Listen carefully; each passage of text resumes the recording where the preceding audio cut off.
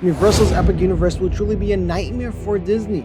Disney has been the leading company in the theme park industry for decades, but that may soon be coming to an end.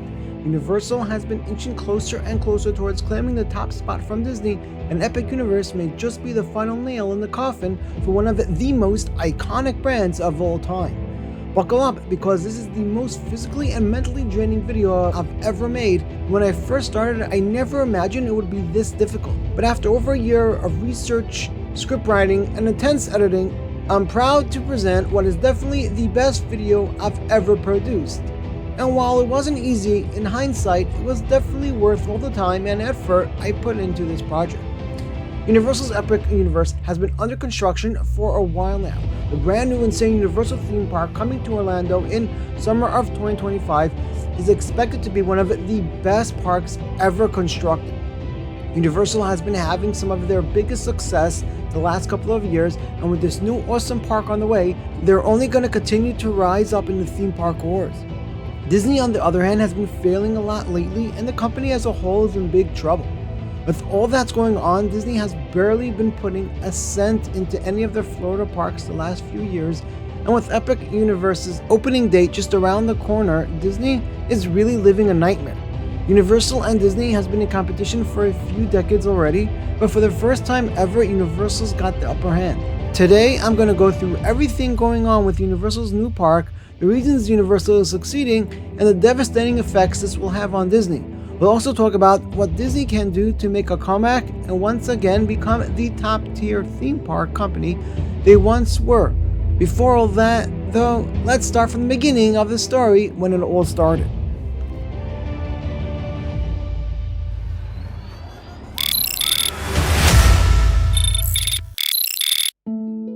Over 75 years ago, Walt Disney took his daughters on a trip to Griffith Park in Los Angeles, California. Walt put his children on the park's merry-go-round, and while watching them have a great time, he came up with the idea of creating a place where families could go to escape their daily life and have a spectacular fun time together. He imagined a place where both children and adults could spend the day together, immersed in a fun and incredibly unique experience. In August of 1948, Walt sent a memo to Disney studio production designer Dick Kelsey with notes from places Walt had visited around the country. Walt wanted to create something spectacular, a true out-of-body experience. At the time, Walt referred to this new idea of his as Mickey Mouse Park. The park would be an 8-acre park located to the south of Disney's movie production studio in Southern California. After the designers began working on concepts for this new theme park, the project continued to get larger. This would eventually lead Disney to purchase 160 acres of land southeast of Los Angeles in Orange County, California. Development began on this incredible new project, and it would only be a short while before Disneyland would finally open to the public. Disneyland opened to the public in the summer of 1955, and it wasn't long before the park was touted as a major success. In 1960, visitors could purchase an adult entrance ticket for $1.60, while a child ticket was just 60 cents.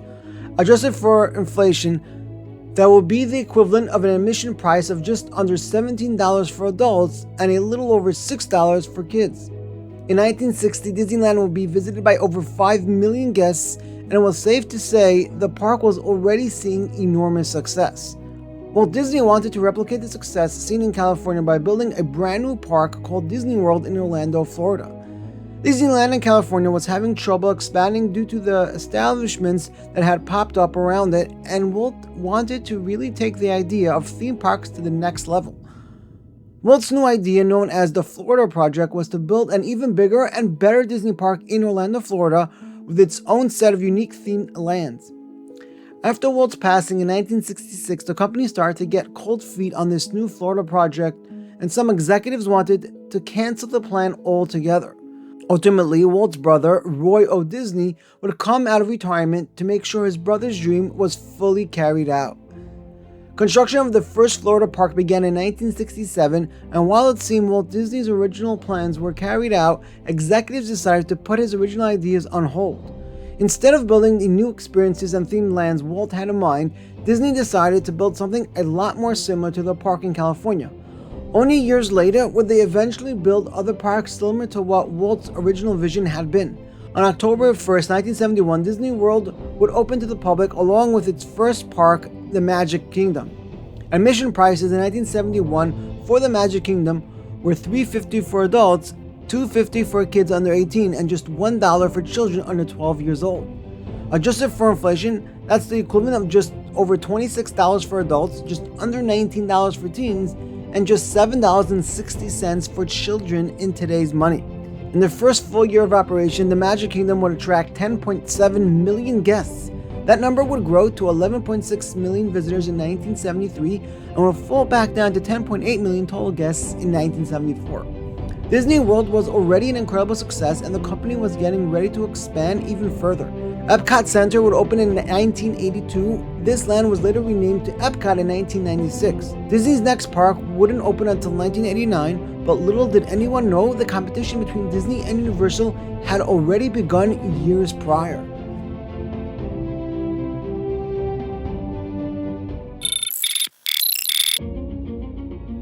In 1982, Universal considered the idea of opening an amusement park in Florida to compete with Disney.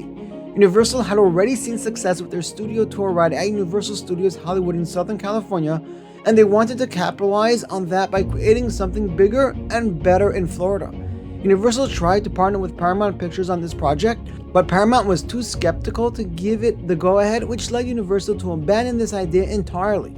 Just 5 years later, though, Universal would be in big trouble. In 1987, Disney CEO Michael Eisner announced plans to create a similar experience to the backlot studio tour Universal had in California. Disney was planning to construct another major park in Orlando, Florida, to be called Disney MGM Studios. Michael Eisner had been the CEO of Paramount when Universal pitched their idea for such a park in Florida, and now that he was the CEO of Disney, he was aiming to beat Universal before they ever got a chance to construct something serious. This was a preemptive move by Eisner to counter Universal's plan to join the Orlando market and compete with Disney. Universal claimed that Eisner was taking advantage of their plans, being that he'd had prior knowledge of Universal's intentions from back when he was the CEO of Paramount. Universal accused Disney of borrowing some of their ideas and concepts they'd been working on, but Disney denied this, saying Eisner had never seen any of Universal's plans to begin with. This was the beginning of the war between Disney and Universal that would go on to last decades. At this point in time, Universal was a clear underdog, but with time, Universal would begin to bridge the gap between them and Disney. The corporate war between Disney and Universal was already making headlines in 1989, with one New York Times article describing the companies fighting as a nasty feud. Though Universal did reveal the plans for Orlando ahead of Disney's announcement, Disney was in a much better position to finish construction and open a lot sooner than Universal.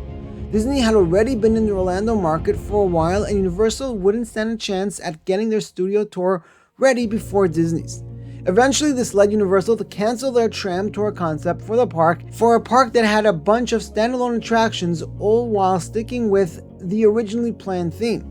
This was new territory for Universal's creative team, and it would lead to Universal experiencing many project delays and issues in the early years of the park. Universal Studios Florida would finally open on June 7, 1990, but opening day for this park would be far from success. Universal had many issues with their first park throughout the early years after opening the park, but they eventually managed to get things in order. Universal was in no way a competitor to Disney though. Universal was just another successful regional theme park that was doing slightly better than the average Six Flags park. Disney thought Universal would realize how mistaken they'd been to challenge the theme park king. Disney thought Universal would give up on trying to rival Disney in the Orlando market, but Universal wasn't planning on going away just yet. In fact, they had a whole nother park up their sleeve.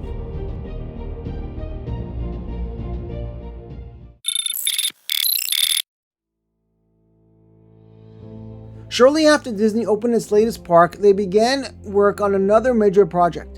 In 1995, Disney announced their plans to spend $600 to $800 million on what would be called Disney's Animal Kingdom.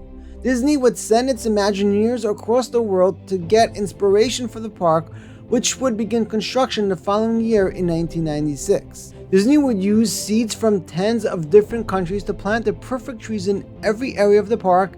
and they would also build 60 miles of underground tunnels to make everything at the park flow seamlessly. It took over 2,500 construction workers to get the park ready for its opening date in 1998. In late 1997, Disney began acquiring all of the animals for the park while also hiring staff from over 69 different zoos across the country. Disney's Animal Kingdom would finally open to the public on April 22, 1998, to a huge success. Disney was knocking it out of the park with every park they built. They had even already built 2 international parks already, with what's known today as Disneyland Paris in France and Tokyo Disney Sea in Japan. Universal's second park would open shortly after Disney's Animal Kingdom. In 1997, guests at Universal Orlando were able to get a sneak peek at what was to come from Universal, and just 2 years later, Islands of Adventure would finally open to the public. Just 9 years after Universal's first park opened in Florida, their second park would open. In early years, Universal would once again struggle with their new park. This time, guests were confused and thought this new Universal Park was just an extension of the original Universal Orlando. There was a massive plot of land right next door to Universal Orlando that was originally intended to be for a shopping mall. But after Universal Orlando opened, plans for the mall were cancelled and the land was sold to Universal. Guests didn't realize this new park was a totally separate park from the original, and it took 2 full years for Universal to successfully rebrand the park with its own identity. In 2001, the 2 Universal parks were clearly distinguishable from one another in marketing, and attendance began to rise at Universal Islands of Adventure. Interestingly, Islands of Adventure will be the only resort in Orlando to increase in attendance after the September 11th events. Going into the 21st century, Disney was doing very well. They had 4 amazing theme parks in Orlando, 1 in California, and 2 major international parks. Universal didn't even come close to Disney. It wasn't like the two were really competing. Universal was still doing very well, but it was clearly the second-tier option in Orlando. At the time, Universal had their 2 Orlando parks and their California park, but that wasn't enough for them. Universal was going to continue to try and beat Disney at Disney's game. After seeing the success Disney had with their international parks in the 80s and 90s, Universal decided it would try its luck in the international market. Copying exactly what Disney had done, Universal decided to build their first international park in Japan. Universal Studios Japan would open to the public in March of 2001, less than 2 years after Islands of Adventure opened in Florida. Unlike the previous 2 Universal parks that had major problems in their early years, Universal Studios Japan would be an instant success. The park would draw in a record 11 million guests in 2001, claiming the record for the fastest a park ever reached 10 million visitors. Universal was seeing a lot of success, but Disney was still significantly more successful than them, and Disney still clearly had the upper hand when it came to the theme park market. Universal had proved itself though as a close second place to Disney in the theme park world, though at the time everyone would agree Disney was the clear number 1. In 2005, Disney would open their 3rd international park, which also happens to be the last park they've opened till today. Hong Kong Disneyland would open in 2005 and will be another major success for Disney. The park didn't do as well as expected in early years, but it eventually reached the Disney level of success expected. Disney wouldn't open any more parks after this though. They had 4 Orlando parks and 1 California park for a total of 5 parks in the US, plus there are 3 international parks. Disney had a total of 8 parks back in 2005, and today they still have the same 8 theme parks across the world. Universal wasn't done though. They only had 2 parks in Orlando and 1 in California for a total of 3 parks in the US, plus their Japan park, making for a total of 4 parks across the world, exactly half of what Disney had at the time. Universal would go on to build a bunch of other parks, but first they would shock the world in what may likely be the biggest and luckiest deal they could ever make.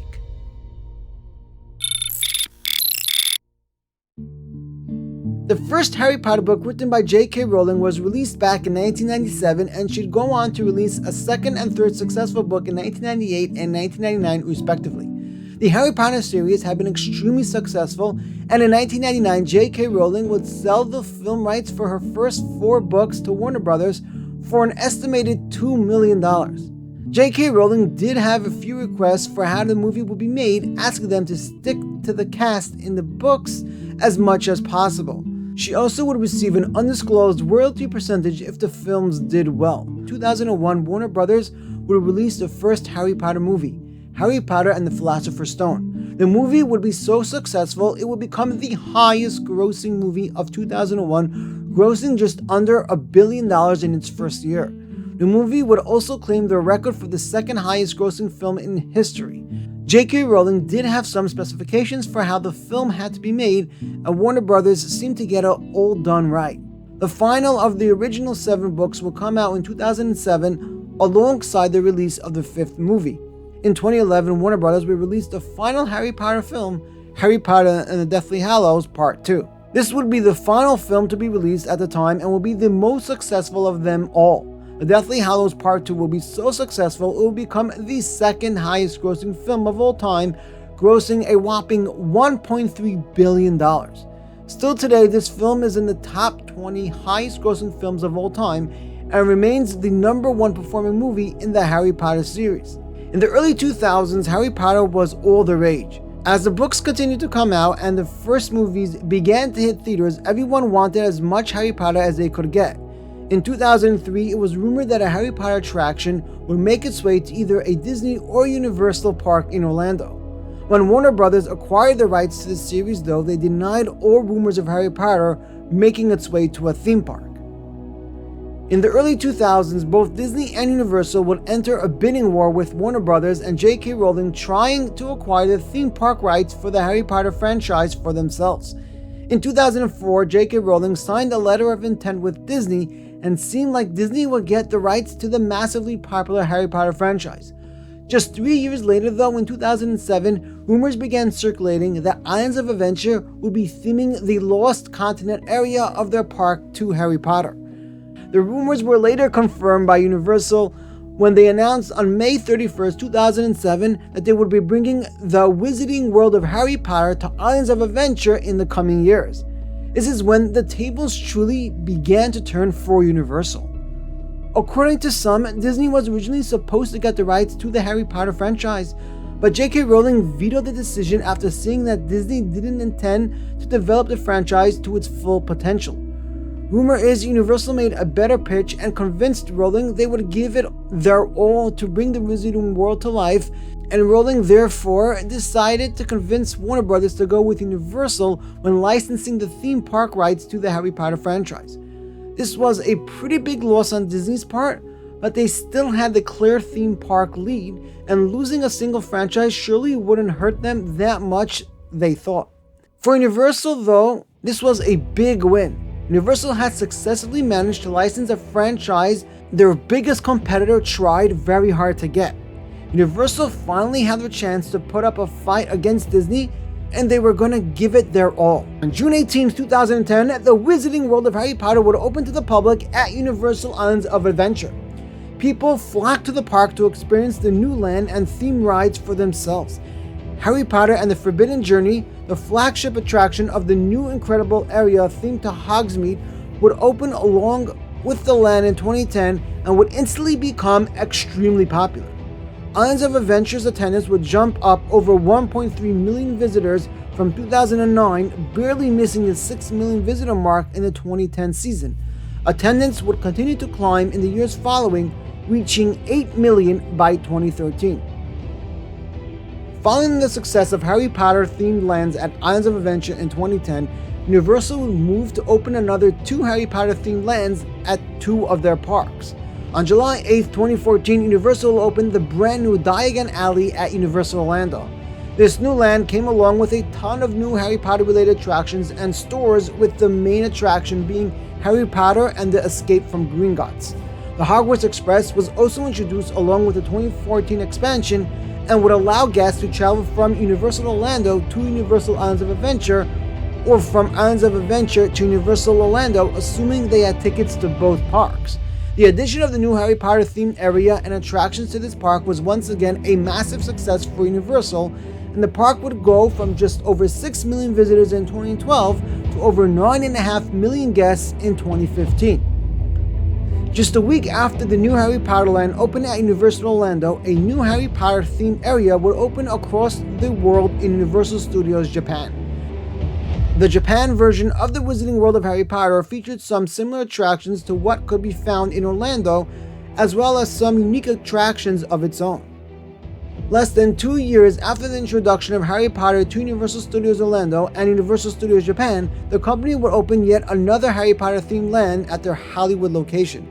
Opening on April 7, 2016, the new Harry Potter land would replace the Adventures of Curious George, which had closed down 2.5 years prior. Throughout the 2010s, it seemed Universal was finally reaching the level of Disney. The theming in the Harry Potter lands at Universal's parks was said to be of Disney-level perfection, and the popular franchise helped grow Universal's attendance by millions in just a few short years. Universal was finally seeing the success they'd also been dreaming of. Disney was still their premier destination though, but it was getting quite close.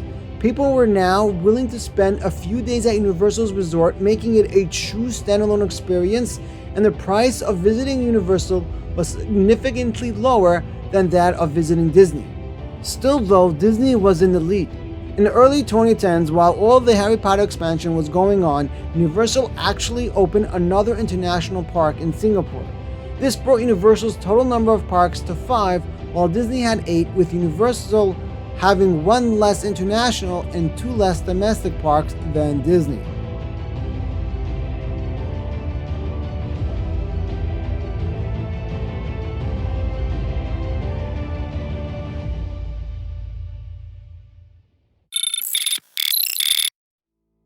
In 1999, Universal had contracted Bolliger & Mabillard, known as B&M, to build them a dueling inverted coaster. The coaster opened at Islands of Adventure under the name Dueling Dragons and was instantly one of the most popular attractions at the park. The coaster was located in the Lost Continent area of the park, and when the park rethemed the area to the Wizarding World of Harry Potter in 2010, they would rename this dueling coaster to Dragon Challenge, retheming it and bringing it into the Harry Potter universe. In the summer of 2011, an accident would occur involving this attraction. A rider riding one of the sides of this coaster was hit with a loose article that flew off the other dueling train. This major injury led to Universal eventually announcing that the 2 sides would no longer duel and would be dispatched at separate times. After the ride lost its dueling feature, it would never be the same, and eventually Universal decided to retire it. The park announced that the coaster was coming to the end of its service life and that it would officially close on September 4, 2017 to make its way for future expansions. During this time, Disney was hard at work on a brand new land for the Animal Kingdom. Disney was working on what could be looked at as a comeback to compete with Universal's massive Harry Potter expansion. In 2009, James Cameron's Avatar 1 was released, and it didn't take long for the movie to become the highest grossing film ever. After Universal unveiled their first Harry Potter expansion in 2010, Disney knew they had to do something major to compete. In 2011, Disney sat down with James Cameron to work on adding a massive expansion to the Animal Kingdom. Construction would eventually start in early 2014, and on May 27th, Pandora, the world of Avatar, would open to the public. The new land was a true masterpiece, and it would prove to be a massive success for Disney. Joe Rohde, the lead designer of Disney's Animal Kingdom, described the expansion with the following statement: "Animal Kingdom is a place about the kind of realism that derives from those animals. When we translate that into the world of Avatar, it presents a whole new series of technical challenges because of the very nature of that world itself." Guests flocked to the park to experience the new Pandora land for themselves, and Disney was once again showing the world that they were still the leading theme park company. Animal Kingdom's attendance skyrocketed following the new expansion, going from just under 11 million yearly visits to almost 14 million yearly visitors by 2019. At this point in time, anyone planning a trip to Orlando would most likely spend a few days visiting Disney.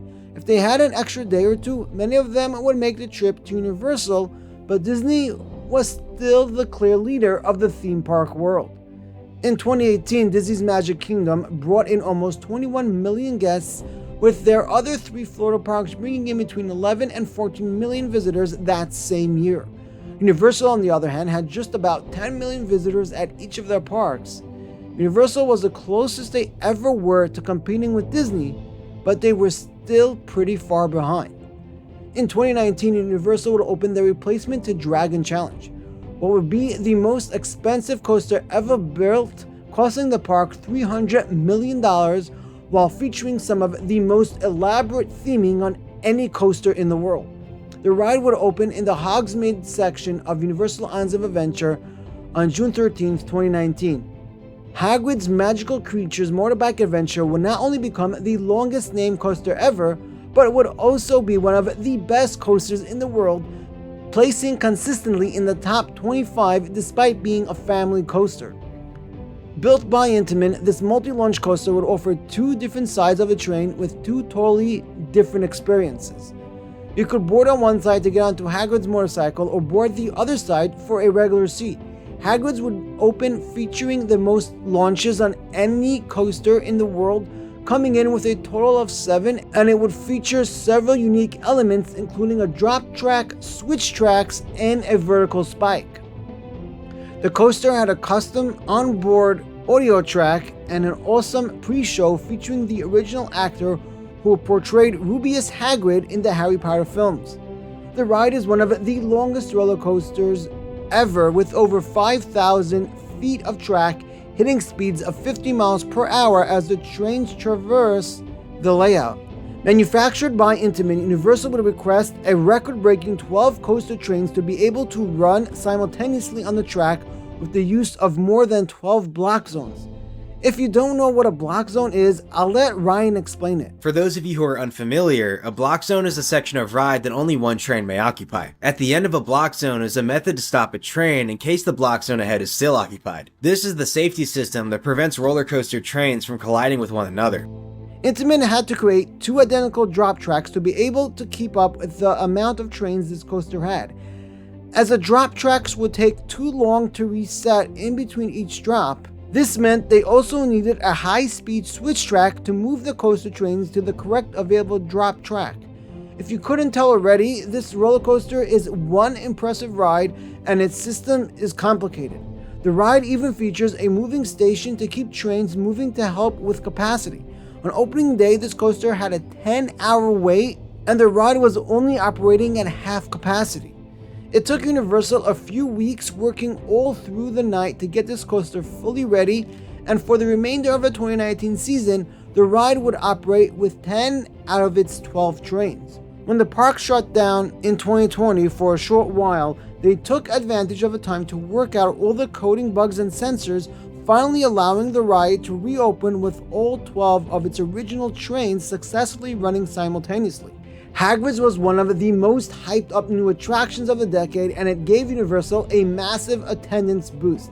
Hagrid's Motorbike Adventure won the Golden Ticket Awards for the best new attraction of 2019, and it's consistently been placed in the top 35 best deal coasters as per Amusement today. It's safe to say this coaster was yet another incredible success for Universal. Universal wasn't quite done yet though. In 2021, Universal Beijing would finally open after being delayed from 2020, and on June 10, 2021, Universal will open another incredible world-class attraction. Themed to a Velociraptor, Velocicoaster would open in the Jurassic World area of the park and would open to rave reviews. Many touted this new coaster as the #1 best coaster in the world, praising the incredible layout and thrilling experience chock full of unique elements. Others were wowed by the incredible theming and the fact that Universal managed to get another insane attraction out so soon after opening Hagrid's. Built by Intamin again, Velocicoaster would be another LSM multi-launch coaster at the park, reaching a max height of 155 feet and speeds of 70 miles an hour. Velocicoaster won the Best New Attraction of the Year Golden Ticket Award in 2021, and it has consistently placed in the top 20 coasters each year. At this point, Universal was seeing more success than ever, and they were finally holding a candle to Disney. Post-COVID, Universal will get higher attendance at Islands of Adventure than all 3 of Disney's Florida parks aside from the Magic Kingdom. Universal was truly competing with Disney, and for the first time, it looked like they were about to have a real shot at taking the #1 spot. Little did anyone realize Universal was already working on what would prove to be the most insane project in the company's history. a project that would send a shiver down spines of Disney's executives, while setting a bar in the industry of true perfection that would be unmatched even by Disney. Universal was determined to win the theme park wars, and they were about to shock the world.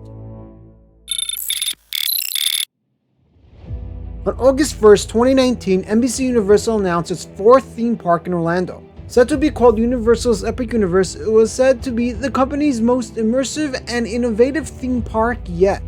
It had been 20 years since Islands of Adventure opened at Universal's Orlando Resort, and it was time for another major park. Sure, they had Volcano Bay in between, which had opened in 2017, but this was something different. Universal was going to put everything they knew about theme parks into what would become the most talked about project in years. Universal was giving it their all, and their new park would be filled with innovation and new technological advancements, allowing them to build a true masterpiece and a park that would instantly become one of the best in the world once it opened. Epic Universe was originally scheduled to open sometime in 2023, but that was later delayed to summer 2025 after construction was halted in 2020. In March of 2021, construction on the new park continued, and it was slowly becoming clear what we were all looking at. Epic Universe wasn't just going to be another theme park at Universal Orlando Resort. It was going to be an incredible park filled with experiences like no other. It was going to be a park that itself alone would have the potential to overshadow Disney World. Epic Universe was originally estimated to cost about $1 billion to construct, which, if true, is just insane. While Disney reportedly spent $500 million on their recent new Guardians of the Galaxy coaster, Universal spent just double that on constructing an entire theme park, and a pretty large one too. It is possible these estimates are incorrect, and there are many different guesses to how much Epic Universe is costing the company to build. It seems everyone can agree on one thing, however, and that is the fact that Universal is spending their money in the right places, and they've got a true winner on their hands. The same can't be said for Disney anymore, sadly, and that's where the Universal versus Disney competition takes an interesting turn. Universal's Epic Universe will feature a very interesting park layout. Guests will enter the park through a portal that will feature a massive tower structure similar to that of which you can find at the entrance to other Universal parks. Ticketing and security will all take place before this entrance area, so the entrance experience through the incredible structure can be the best possible. There are a lot of permits and rumors regarding potential technological advancements to scan guests while entering the park, such as facial recognition and the like. Theme Park Stop is one of my favorite coaster YouTube channels, and they have the latest and greatest with Universal in the form of incredible quality content. I recommend checking them out if you want every little detail related to Universal's new Epic Universe. After entering the park through the main portal, guests will be transported into Celestial Park. This beautiful center hub land is themed to space and was described by Universal as putting the word park back in theme park. The land will feature sets of cascading waterfalls with the massive Grand Helios Hotel looming over the back of the park. There will also be bleachers around the park's main water feature where guests will be able to enjoy fireworks shows and the like. Celestial Park really looks beautiful, and this stunning land features 3 main attractions aside from the awesome looking shops and restaurants. The largest of the 3 attractions the land offers is also the park's headliner attraction called Starfall Racers. This dueling Mack Rides launch coaster looks like one of the best roller coasters to ever be built. The coaster will take guests on a journey through twists, turns, and inversions, reaching a max height of 133 feet and hitting speeds of up to 62 miles an hour. Each side of Starfall Races will have over 5,000 feet of track and will feature onboard audio for what will likely be one of the greatest ride experiences at the park. Starfall Racers is quite a long ride, and it will even feature some super unique, never seen before elements as the 2 sides interact with each other. That's not all though. The ride will also not have a light package, since the coaster's trains will light up as they go through the layout to make it look like a shooting star is racing through the dark sky. Celestial Park also includes a carousel themed to the Milky Way with an impressive looking dome roof. The land also features a splash pad area for the younger kids to enjoy. Celestial Park is a central hub of Epic Universe, and guests will be able to access all the other 4 theme lands from there. The first of the 4 lands is called Super Nintendo World. This will be the largest Super Nintendo World at any Universal Park, being significantly larger than the one at Universal Studios Hollywood and slightly larger than the one at Universal Studios Japan. Super Nintendo World will feature 2 different sections. The first will be Super Mario Land, and the second called Donkey Kong Country. Guests will enter this land through the classic green Mario pipe, which will act as a portal into the land. Mario Land will have a ton to do, and will also include the incredible power-up bands that will be able to unlock different features across the land. Multiple different power-up bands will be available for purchase, with each having different cool features. Like the version of the land constructed in Universal Studios Japan, this one will also feature Mario Kart Bowser's Challenge, which is an augmented reality racing simulator based on the Mario Kart series, as well as Yoshi's Adventure, an Omni-Mover attraction themed to the character Yoshi from the Mario franchise. The land will also feature an additional section themed to the Donkey Kong franchise, which will include a new type of roller coaster patented as the Boom Coaster. Set to be named Donkey Kong Minecart Madness, this coaster will be one of the most unique rides in the world, running over a false track while being attached to a hidden track underneath, allowing designers to implement gaps in the false track to create the illusion that the trains are jumping over the gaps. Super Nintendo World is really an impressive land, and it's sure to give guests a great time during their visit to Epic Universe. Another land at Epic Universe is the Wizarding World of Harry Potter Ministry of Magic. Guests will be able to enter this land through a portal that features a hand holding a wand at the top of it. In this land, guests will discover a different era of the Wizarding World, with the land blending the 1920s Wizarding Paris from the Fantastic Beasts films with the iconic British Ministry of Magic from the Harry Potter series. This land will feature an insane attraction set to be called Harry Potter and the Battle at the Ministry. No details about this ride have been revealed yet, but judging off rumors and permit filings, this looks like it may be the most captivating ride experience the new park offers. How to Train Your Dragon Isle of Berk is Epic Universe's land themed to the How to Train Your Dragon franchise. The land will take place in between the second and third movie, and it will include many amazing attractions. Hiccup's Wing Gliders is the land's launch roller coaster manufactured by Intamin.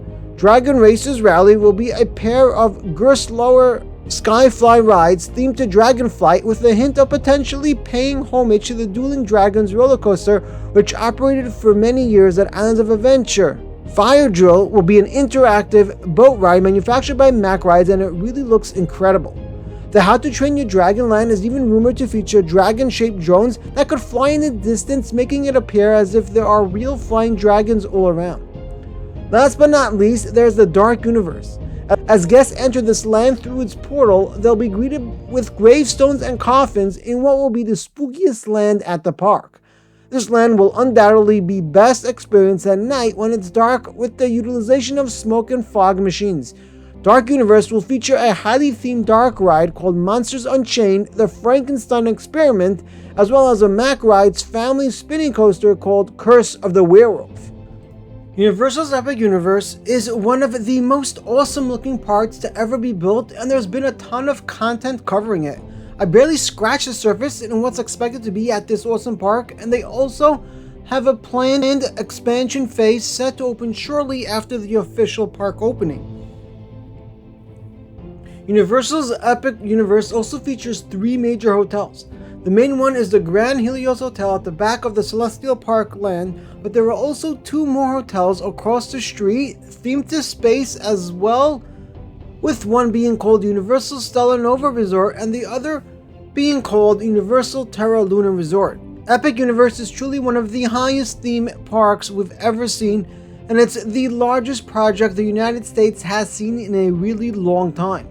Disney is really in trouble now, and it could be a lot worse than people realize. Disney's estimate budget they have for new capital at their parks over the next decade is a little more than what they spent the past decade. Accounting for inflation, that means Disney plans on doing about the same as they did the last 10 years in the following 10 years. It takes Disney an average of 3 to 5 years to open their new attractions from when they announce it, and at this time, there hasn't been anything announced for their Orlando parks at all past 2024. Even if Disney announced a massive new expansion for their Orlando parks today, it likely wouldn't open before 2029 or 2030, and even then it would still be something less expensive and less detailed than what they've done the past 10 years. Disney underestimated their competition back when they laughed at Universal getting the Harry Potter series, and for a while it seemed Disney would continue to remain in the lead. Universal took the opportunity to continue expanding while Disney slowly fell to the back burner. Universal is now head-to-head with Disney today, and at the rate it's going, it won't be long before everyone agrees to crown Universal as the new theme park king. Disney will still be extremely successful in the near future, as they have built generations of fans that grew up visiting their parks that will want to return to relive their happy memories. Disney is having issues with guest satisfaction nowadays, but attendance is still pretty high at their parks now. Sure, they haven't been doing as well as a couple of years ago, especially with their holiday events that haven't been bringing in the crowds, but it'll take a long time of Disney continuing down this path for their attendance numbers to take a nosedive. In the meantime, Universal is hitting record attendance numbers, with them hitting maximum park capacity many times during their holiday events in 2023. Universal is taking advantage of this moment in time, and they've launched new projects to set themselves up for generational success decades down the line. Universal's new Texas Kids Park will be a highly themed family park geared towards a younger audience. This mini park will give guests a taste of Universal when they are growing up, and they'll also dream of heading to the major Universal destination in Orlando. The same goes for their year-round Horror Nights attraction coming to Nevada, which will give guests a taste of Universal's incredible Halloween attractions, leading them to eventually plan a multi-day vacation to Orlando to visit the major Universal parks, setting themselves up for generational success. Universal's Epic Universe is the final piece for Universal's Orlando Resort. Universal is finally winning Disney at their own game. Guests will now travel to Orlando and book a 5 to 7 day vacation at Universal's resort, leaving their extra day to experience Disney instead of the other way around. Epic Universe really completes the experience for Universal Orlando, finally giving Universal a product that is of equal or better quality than what Disney offers. Universal is also all over the news every day doing more and more incredible things, and they are known to provide a consistent high-quality experience at a slightly cheaper rate than Disney. Why plan an Orlando trip to Disney when Universal is the newer, funner, more advanced, and cheaper option?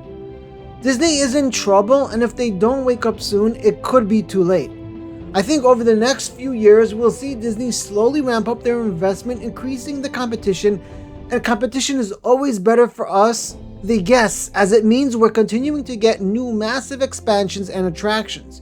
While Universal may finally be taking the lead against Disney, Disney is still worlds ahead of everyone else in the industry, and they're still Universal's largest competition. Universal may have won this chapter, but I think it's only a matter of time before these two theme park titans are back at war again. Sure, Universal might be in the lead today, and they're already working on their next major project, beginning their early stages of building a massive park in Great Britain, but if Disney wants to survive, they're gonna come back quickly, and they're gonna come back sooner than ever. 2025 marks the next chapter in a story that began way back in 1955 with Disney opening their first park in California, a war that's been ongoing ever since Universal opened their first park in 1990. But just 35 years later, Universal is no longer the laughingstock in town, and after much persistence, they may finally be leading in this decades-long battle. Who knows what will happen in the next chapter, and it's sure to be an exciting journey. I think there's one major lesson we can take away from this story. Kind of like the tortoise and the hare. Disney had underestimated Universal for decades, ever since their inception. But Universal continued trying one step at a time. Eventually, while Disney took a nap for a few years, Universal was able to break ahead. I never imagined I'd be able to produce such a large video like this one, but with a year's worth of effort and a lot of sweat, I finally got it done. I hope you enjoyed this documentary, and I truly appreciate each and every one of you for watching my videos. It would mean the world to me if you could subscribe, and I hope it doesn't take this long for me to produce another banger video like this. As the saying goes, try and fail, but never fail to try. Eventually, with enough effort, everyone reaches the end.